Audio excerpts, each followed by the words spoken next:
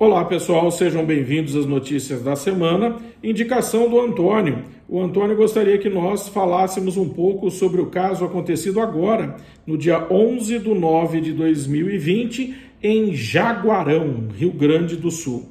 É um caso interessante que envolve um casal de namorados, Manuela e Yuri.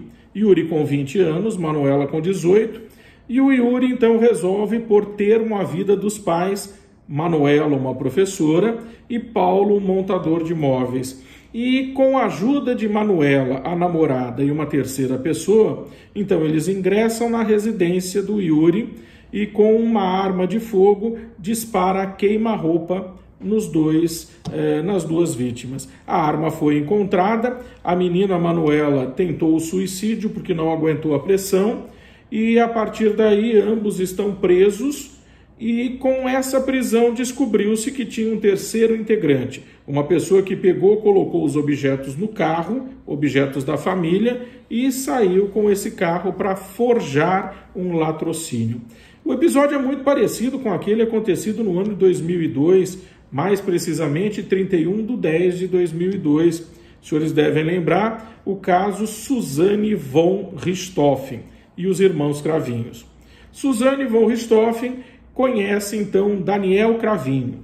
E a partir do momento em que ela conhece Daniel, que era quem ensinava o irmão de 15 anos a aeromodelismo, eles começam um relacionamento motivado por drogas, motivado por muito dinheiro que ia parar na conta do Daniel.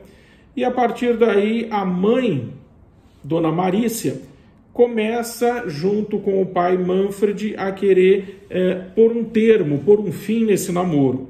E com base nisso, a coisa evolui a ponto de Suzane e Daniel imaginarem o assassinato dos pais com a perspectiva, então, de herança.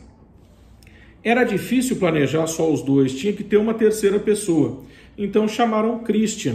E a partir do momento que eles formam essa ideia, no dia 31/10/2002, Suzane com o Daniel pegam um irmão de 15 anos, levam para um fliperama, deixam o garoto lá a partir das 10h30 da noite, retornam à casa dos pais, Suzane fica no andar de baixo, os irmãos sobem para o piso onde tem os quartos, tanto do irmão quanto de Suzane e dos pais. Ao entrar no quarto do casal, Daniel bate com uma barra de ferro na cabeça do pai, provoca sua morte instantânea. Já Marícia com Christian bate 5 vezes na cabeça de Marícia. E segundo o próprio depoimento, ele diz que a mulher continuava a produzir sons como se estivesse roncando. Então ele colocou uma toalha na ponta da barra do cano que ele usou e enfiou boca adentro, estourando inclusive uma das vértebras. Pegaram uma arma, colocaram ao lado do Manfred, desceram a escadaria e encontraram Suzane no que seria a sala da casa. Ali pegaram uma valise. Nessa valise nós tínhamos R$8.000, 6.000 euros e 5.000 dólares, mais algumas joias. Entregaram para Christian, rasgaram a valise para simular um assalto, esparramaram algumas joias no meio do caminho e automaticamente se despediram. Christian foi para o lado, o casal foi para o motel, passou 2 horas, 2 horas depois pegou o garoto que estava no fliperama e retornaram para casa. Quando retornam para casa, Daniel chama a polícia e o policial que atendeu disse: olha, é muito estranho porque ela estava muito fria. O garoto, Daniel, estava muito frio. Quem estava extremamente abalado com a notícia era o garoto de 15 anos. Suzane então faz carícias no namorado, beija o namorado na delegacia, arruma o cabelo, não se preocupa em si com a morte dos pais e a partir daí o processo se desenvolve.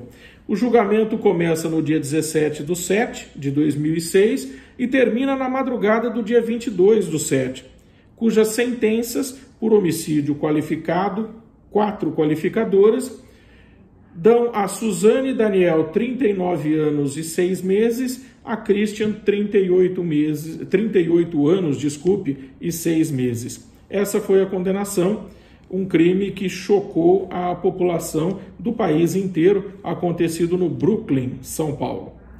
O caso que nós estamos trabalhando em Jaguarão, ele é por demais semelhante, porque toda a motivação do crime praticado por Yuri agora assume a responsabilidade, tem a ver com a herança de uma casa e alguns hectares de terra. E aí a pergunta que se faz é, bom, a arma foi localizada, houve a confissão do Yuri, nós temos um terceiro na cena e temos a namorada. O Antônio então nos pergunta, olha, seria possível utilizar o princípio da consunção? A incidência dos artigos 349, 347 e 341 do Código Penal são possíveis? Eu vou tomar liberdade de poder trabalhar com esses artigos com vocês. Primeiro, o princípio da consunção é aquele que absorve o crime meio para o crime fim. Tudo aquilo que eu usar para cometer a minha finalidade é absorvido pelo crime. Então, se eu usei uma arma para o homicídio, por óbvio, porte de armas eu não vou questionar, ok? Vou questionar só o homicídio. Então, olha só, vamos lá. O artigo 341 diz: autoacusação falsa. Acusar-se perante a autoridade de crime inexistente ou praticado por outrem. Bom, se o Yuri não disparou a arma, quem disparou foi a namorada, você poderia até pensar em autoacusação. Mas os três não estavam imbuídos da mesma intenção, a morte dos pais ou dos sogros? Então todos responderão pelo homicídio qualificado. Me parece que aqui o 341 cai por terra. Nós temos então o 347, a fraude processual, inovar artificiosamente na pendência de processo civil ou administrativo o estado de lugar, de coisa ou de pessoa com o fim de induzir juiz em erro ou perito. Me parece que está claro aqui, tanto no caso Suzane von Richthofen quanto no caso Jaguarão, houve essa inovação no momento final. Agora, olha que interessante, mesmo havendo a inovação, o STJ, no caso Suzane von Richthofen, se posicionou da seguinte forma: nós temos o princípio da presunção de inocência no artigo 5º da Constituição, que diz: todos são inocentes até prova em contrário. Existe um preceito tirado do princípio, que é exatamente do STF, que diz o seguinte: ninguém é obrigado a produzir provas contra si. Então, o STJ entendeu naquela ocasião que o fato de inovar a cena do crime seria exatamente uma das formas de não se incriminar e que, portanto, não deveria este crime ser levado em concurso de crimes com o homicídio. É uma situação inusitada, interessante porque, ao meu ver, como advogado de defesa, eu não tinha parâmetros para essa colocação e não tem julgados distintos que possam simplesmente corroborar. Essa é a versão do STJ, no caso von Richthofen.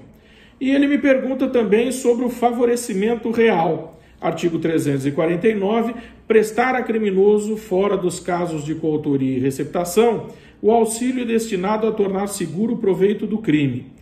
Bom, o terceiro, que pega o carro e sai com os objetos da casa, assim como Christian, no caso de Suzane von Richthofen, quando pega parte das joias e leva para a namorada, talvez pudessem estar inseridos nesse contexto. A namorada e esse terceiro. Acontece que o terceiro, no caso de Jaguarão, estava presente. Portanto, ele não pode responder por favorecimento real. Ele deve responder em coautoria. E a namorada não respondeu, no caso von Richthofen, exatamente porque não conseguiram provar a intenção dela em simplesmente beneficiar o namorado. Ela nem sabia do que se tratava. Bem, essas são as conotações. Então, o crime meio e crime fim, parece que nós vamos ficar às voltas com o homicídio e suas qualificações, ok? Todo o resto serviu para arquitetar a intenção final, que era o homicídio. Essas são as notícias da semana, espero que gostem, participem, sigam as nossas redes no YouTube, Instagram e Face. Muito obrigado, Antônio, e até a próxima, se Deus quiser.